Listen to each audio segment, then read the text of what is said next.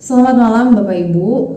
Kembali lagi kita dalam pemahaman Alkitab yang sudah lama mungkin kita tidak lakukan. Dan saat ini kita bersyukur dapat kembali belajar, kita dapat kembali berefleksi bersama, mendalami apa yang sudah kita dengar di hari Minggu. Kita dalami lagi. Jadi PA kita, saya kembali mengingatkan ya, PA kita ini membahas bacaan yang sudah dikhotbahkan pada hari Minggu gitu. Jadi kita punya kesempatan 2 kali nih untuk mendengar dan berefleksi. Pertanyaan-pertanyaan Bapak Ibu yang mungkin masih ada yang mengganjal, atau misalnya ada yang bikin penasaran, atau misalnya ada sesuatu yang Bapak Ibu ingin tanyakan, boleh langsung bertanya. Untuk saat ini sementara bisa menghubungi saya karena kita sulit untuk bertemu dan bersama-sama berdiskusi. Jadi saya akan berdiskusi dengan Bapak Ibu secara langsung melalui WhatsApp begitu. Sebelum kita mulai pemahaman Alkitab kita berdoa. Tuhan, terima kasih untuk kesempatan yang kami dapat nikmati pada malam hari ini. Melalui virtual kami masih dapat bersama-sama belajar dan berefleksi tentang apa yang Tuhan kehendaki dalam hidup kami melalui bacaan dan tema yang kami juga sudah dengar pada hari Minggu lalu. Kami rindu untuk semakin mendalaminya. Kiranya juga Tuhan tolong agar kami menjadi pendengar dan juga pelaku firman Tuhan yang seturut dengan kehendak-Mu dan bertanggung jawab atas apa yang kami kerjakan di dalam hari-hari kami. Pimpin kami ya Roh Kudus, supaya kami dapat memahami dan kami juga dapat dikuatkan untuk melaksanakannya, mewujudkannya. Terima kasih, di dalam nama Tuhan Yesus Kristus kami menyerahkan diri kami. Amin. Bapak Ibu, PA hari ini kita akan membahas perikop kita bagian per bagian. Jadi Bapak Ibu yang sekarang mungkin belum memegang Alkitabnya belum ada di hadapannya begitu, bisa ambil dulu Alkitabnya karena kita akan membahasnya per bagian supaya lebih enak. Bapak Ibu juga bisa baca secara langsung gitu apa yang kita akan bahas, bagian mana yang akan kita baca, seperti itu. Jadi Bapak Ibu silahkan ambil dulu kalau belum pegang Alkitab. Saya akan mulai Alkitab pada hari ini. Kita mulai langsung dari ayat 20. Saya akan bacakan ayat 20. Bapak Ibu yang di rumah yang sudah pegang Alkitab bisa ikutan membaca. Kemudian Yesus masuk ke sebuah rumah. Maka datanglah orang banyak berkerumun pula, sehingga makan pun mereka tidak dapat. Jadi perikop ini dimulai dari Yesus yang sedang melakukan sebuah perjalanan. Kemudian dia masuk ke sebuah rumah. Memang gak dijelaskan di sini ini rumah siapa. Tapi yang jelas ketika Yesus berada di sana, kemudian datanglah banyak orang berkerumun. Kenapa banyak orang datang berkerumun? Karena Yesus sudah menjadi bahan pembicaraan banyak orang juga. Ia yang saat itu sudah banyak dikenal orang karena pengajarannya, karena hal-hal di luar kebiasaan saat itu yang dia lakukan. Terus karena dia juga bisa mengusir roh jahat ketika di Kapernaum dan rumah ibadat. Makanya nanti juga ada ahli Farisi yang menyinggung soal ini, yang soal dia mengusir roh jahat. Kemudian Yesus juga menyembuhkan orang lumpuh, dia menyembuhkan orang sakit. Kalau dalam Markus 1 ayat 29 tuh judul perikopnya Yesus menyembuhkan ibu mertua Petrus dan orang-orang lain. Nah berarti banyak nih orang yang disembuhkan oleh Yesus. Jadi banyak hal yang sudah dilakukan. Makanya gak heran kalau semakin kesini orang semakin penasaran dengan sosok Yesus. Akhirnya banyak orang yang berkumpul untuk melihat dia. Kemudian kita lanjut dulu ya ayat 21 sampai 22. Kita baca lagi ayat 21. Waktu kaum keluarganya mendengar hal itu, mereka datang hendak mengambil dia, sebab kata mereka ia tidak waras lagi. Dan ahli-ahli Taurat yang datang dari Yerusalem berkata, ia kerasukan Beelzebul, dan dengan penghulu setan ia mengusir setan. Nah, kemarin ini juga sudah sempat kita singgung dalam khotbah bahwa kaum keluarga yang dimaksud itu bukan keluarga intinya Yesus, tetapi dalam bahasa aslinya digunakan kata parauton. Parauton itu artinya orang-orangnya sendiri. Nah, orang-orangnya sendiri ini menunjuk pada siapa? Pada mereka yang sebenarnya sudah tahu Yesus cukup lama. Ada juga tafsiran yang mengatakan orang-orang ini adalah mereka yang menyaksikan bagaimana Yesus tumbuh. Jadi bisa kita pahami mungkin mereka adalah orang-orang yang satu kampung halaman dengan Yesus. Jadi tahu bagaimana Yesus tumbuh. Artinya mereka bukan keluarga inti, tetapi juga bukan orang yang sama sekali nggak mengenal Yesus. Jadi dia adalah orang-orang yang ada di sekitar Yesus, orang-orang yang mengenal Yesus tapi bukan dari keluarga intinya. Nah, mereka itu dikatakan mau mengambil Yesus dari kerumunan itu. Lalu ayat 22 mencatat tentang apa yang ahli Taurat katakan saat itu, yaitu mereka mempercayai Yesus kerasukan Beelzebul atau roh jahat. Nah, kita perlu lihat dulu dari sisinya ahli Taurat, kenapa mereka bisa sesinis itu sama Yesus. Jadi kan Yesus ini bukan berasal dari kelompok mereka, dan mereka merasa posisi mereka itu tinggi. Jadi jabatan mereka sebagai ahli Taurat membuat banyak orang menghormati mereka dan mereka senang dengan itu. Makanya mereka merasa tinggi dan mereka merasa eksklusif, beda gitu ya dari yang lain. Bahwa gak semua orang juga bisa masuk dalam kelompok mereka. Nah, datanglah Yesus. Yesus bukan ahli Taurat, bukan juga orang Farisi, tetapi kemudian dia tampil sebagai sosok pengajar. Bahkan bukan cuma pengajar, Yesus juga melakukan hal-hal yang tidak bisa dan belum pernah dilakukan oleh ahli Taurat dan orang-orang Farisi. Makanya ahli Taurat, orang Farisi ini gak suka banget sama kehadiran Tuhan Yesus. Dibilanglah Yesus ini kerasukan Beelzebul. Mungkin ada yang bertanya-tanya, Beelzebul itu apa sih? Jadi kata ini dipakai untuk menunjuk sebuah kuasa demonik atau roh jahat yang sangat kuat. Dalam bahasa aslinya disebut Baal-zebub. Baal-zebub ini juga disebut dalam kitab 2 Raja-Raja ayat 2 pada kisah sakitnya Ahazia. Ya, Bapak Ibu bisa cek sendiri dalam 2 Raja-Raja ayat 2 kalau penasaran tentang Baal-zebul ini. Kita lanjut ke bagian selanjutnya tentang perumpamaan Yesus di ayat 23 sampai 24. Tapi saya akan loncat sedikit 23, 24 dan 26. Yang ayat 25 kita bahas di bagian berikutnya. Karena 23, 24 dan 26 ini berhubungan. Saya bacakan ayat 23, 24 dan 26. Yesus memanggil mereka lalu berkata kepada mereka dalam perumpamaan, bagaimana iblis dapat mengusir iblis? Kalau suatu kerajaan terpecah-pecah, kerajaan itu tidak dapat bertahan. Demikianlah juga kalau iblis berontak melawan dirinya sendiri, dan kalau ia terbagi-bagi, ia tidak dapat bertahan, melainkan sudahlah tiba kesudahannya. Bapak Ibu, kalau kita lihat dari Markus 1, mujizat pertama yang Yesus lakukan adalah mengusir roh jahat dalam rumah ibadat di Kapernaum. Jadi dari sini aja sebenarnya udah kelihatan bahwa Tuhan Yesus sama sekali tidak berada pada sisinya roh jahat.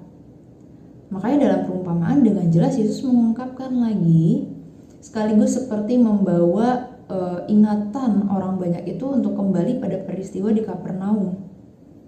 Dengan kata lain, begini, Yesus tuh mau menyampaikan gimana sih caranya Yesus bisa mengusir iblis kalau dia sama iblis saja berseberangan. Yesus dan iblis tidak menjadi satu dalam sebuah kerajaan. Makanya mustahil kalau tuduhan itu disampaikan kepada Yesus. Lalu ia masuk dalam kalimat selanjutnya, kalau suatu kerajaan terpecah-pecah, kerajaan itu tidak dapat bertahan. Kalimat ini menunjukkan bahwa Yesus menjelaskan tentang sebuah kenyataan bahwa keberadaannya saat itu, apa yang dia lakukan saat itu sama sekali bukan hasil dari kerjasama dengan iblis. Karena jika ada kerjasama atau relasi dengan iblis, maka Tuhan Yesus nggak mungkin melakukan praktik pengusiran iblis, praktik pengusiran roh jahat seperti yang sudah mereka saksikan sebelumnya. Namun yang menarik, di sini Yesus menggunakan perumpamaan tentang kerajaan yang menunjuk pada sebuah kelompok. Kemudian perumpamaan berikutnya, Yesus pun masih menggunakan analogi kelompok nih. Yang dipakai adalah rumah tangga. Nah, kita lihat pada ayat 25. Jika suatu rumah tangga terpecah-pecah, rumah tangga itu tidak dapat bertahan.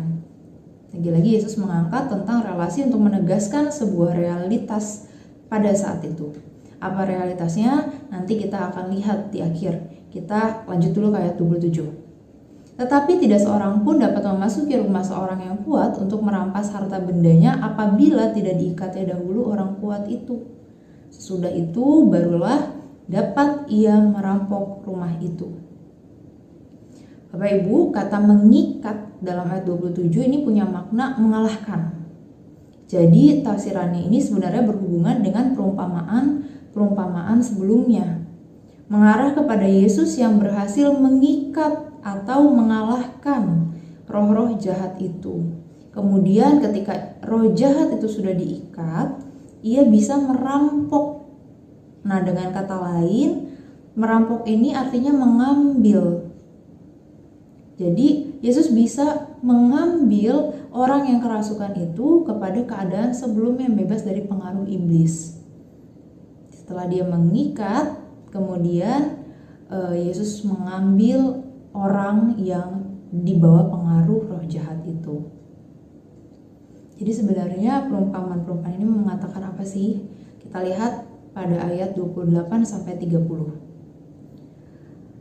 Aku berkata kepadamu, sesungguhnya semua dosa dan hujat anak-anak manusia akan diampuni. Ya, semua hujat yang mereka ucapkan. Tetapi apabila seorang menghujat Roh Kudus, ia tidak mendapat ampun selama-lamanya, melainkan bersalah karena berbuat dosa kekal. Ayat 30, ia berkata demikian karena mereka katakan bahwa ia kerasukan roh jahat. Bapak Ibu, ayat 28 memang cukup menantang untuk dipahami jika dibaca begitu aja. Kata-katanya cukup membingungkan gitu ya. Semua dosa dan hujat anak-anak manusia akan diampuni. Nah, diampuni ini dalam bahasa aslinya apiemi. Jadi dengan kalimat lain, kalau saya boleh membahasakan kembali, maknanya adalah pengampunan terjadi bagi setiap orang yang berada dalam persekutuan dengan Yesus Kristus dan melakukan kehendak Allah dalam hidupnya. Lalu yang menghujat Roh Kudus dan tidak terampuni itu yang seperti apa? Nah, yang menghujat Roh Kudus menunjuk pada mereka yang tidak percaya pada kuasa pengampunan Allah. Mereka yang memang sudah menyaksikan kuasa Roh Kudus bekerja dalam diri Yesus, namun mereka sendiri enggan untuk percaya. Mereka udah tahu, tapi mereka nggak mau percaya. Dan dengan begitu, artinya mereka menolak kuasa pengampunan itu sendiri. Makanya mereka tetap berada di dalam dosa. Itu dalam perikop kita disebutkan tidak terampuni. Nah, Tuhan Yesus mau mengatakan bahwa mereka semua yang berkerumun di situ harusnya punya satu pemahaman yang sama tentang Yesus. Punya satu pemahaman yang benar tentang Yesus. Kenapa satu pemahaman? Karena Yesus sendiri menganggap bahwa mereka semua seharusnya ada dalam sebuah persekutuan yang sama. Yesus juga mengharapkan semuanya bisa masuk dalam sebuah persekutuan yang sama dan menerima itu. Tetapi faktanya mereka justru menghujat Roh Kudus. Yang dimaksud adalah mereka memfitnah Yesus dengan tuduhan-tuduhan yang asal, yang Yesus kewarasannya bermasalah, yang Yesus mengusir setan dengan kuasa penghulu setan, begitu. Nah, mereka ini terpecah-pecah pemahamannya dalam melihat dan memaknai kehadiran Yesus. Nah, bagian setelahnya pada ayat 31 dan 32 ini memberi penjelasan dari apa yang sudah kita bahas di awal tadi tentang kaum keluarga Yesus. Kita baca ayat 31 dan 32. Lalu datanglah ibu dan saudara-saudara Yesus. Sementara mereka berdiri di luar, mereka menyuruh orang memanggil dia. Ada orang banyak duduk mengelilingi dia. Mereka berkata kepadanya, "Lihat, ibu dan saudara-saudaramu ada di luar dan berusaha menemui engkau." Datanglah ibu dan saudara-saudara Yesus ke sana. Tapi justru mereka nggak bisa masuk karena ramainya orang. Kemudian pemberitahuan tentang kedatangan ibu dan saudara-saudaranya ini kemudian dipakai oleh Yesus untuk menjadi penegasan kembali atau dipakai untuk menjelaskan kembali tentang apa yang ia sudah katakan sebelum-sebelumnya. Melalui perumpamaan tentang kerajaan yang terpecah-pecah, rumah tangga yang terpecah-pecah, kemudian dia kayak merangkum begitu, menjelaskan kembali dengan menjawab mereka pada ayat 23 sampai 35. Maaf, ayat 33 sampai 35. Kita baca ayat 33 sampai 35. Jawab Yesus kepada mereka, "Siapa ibuku dan siapa saudara-saudaraku?" Ia melihat kepada orang-orang yang duduk di sekelilingnya itu dan berkata, "Ini ibuku dan saudara-saudaraku. Barang siapa melakukan kehendak Allah, dialah saudaraku laki-laki, dialah saudaraku perempuan, dialah ibuku." Yesus bicara tentang identitas keluarganya. Ia bicara tentang sebuah relasi dalam komunitas yang disebut keluarga. Apa yang menjadi identitas keluarganya? Barang siapa yang melakukan kehendakku, kehendak Allah, sesungguhnya dialah yang dapat mengerti bahwa relasi keluarga, relasi persekutuan, relasi persaudaraan di dalam Allah ini punya tanggung jawab bersama untuk melakukan kehendak Dia. Jadi identitas sebagai anak-anak Tuhan, sebagai orang Kristen itu belum cukup menunjuk dan membuktikan bahwa orang-orang yang di dalamnya sudah melakukan kehendak Allah. Makanya kata Tuhan Yesus, "Ibuku adalah yang melakukan kehendakku, saudaraku adalah yang melakukan kehendakku." Ini baru bukti nyata bahwa kita satu relasi persaudaraan di dalam Allah ketika kita mau melakukan kehendak Dia. Bapak Ibu, melalui Markus 3 ayat 20 sampai 35 kita kembali mengingat bahwa kita satu di dalam Allah. Kita dan sesama itu satu di dalam Allah. Jadikanlah itu sebagai identitas kita. Hidupilah itu dengan mewujudkannya. Gak hanya sebatas tahu, namun mau bergerak untuk mewujudkannya dengan mengubah apa yang ada di dalam diri kita yang belum sesuai dengan kehendak Allah. Kita mau temukan itu dan kita mau perbaiki itu. Selamat mengerjakan kehendak Allah dalam realitas relasi bersama dengan sesama. Mari kita berdoa. Tuhan, terima kasih untuk apa yang sudah kami refleksikan dan pelajari bersama. Tuhan mengingatkan kami kembali tentang sebuah realitas bahwa kami adalah satu persekutuan di dalam Allah dan juga sesama. Kiranya Tuhan mengajar kami senantiasa untuk dapat terus menghidupi pemahaman kami, iman kami tentang Allah dan sesama, sehingga hari-hari kami dapat kami pakai untuk mewujudkan kehendak Allah dan kami menjadi anak-anak-Mu yang bertanggung jawab atas kehidupan yang Tuhan anugerahkan kepada kami. Di dalam Kristus kami berdoa. Amin. Bapak Ibu, kita bertemu pada PA minggu depan di tanggal 17. Selamat malam. Tuhan Yesus memberkati kita semua.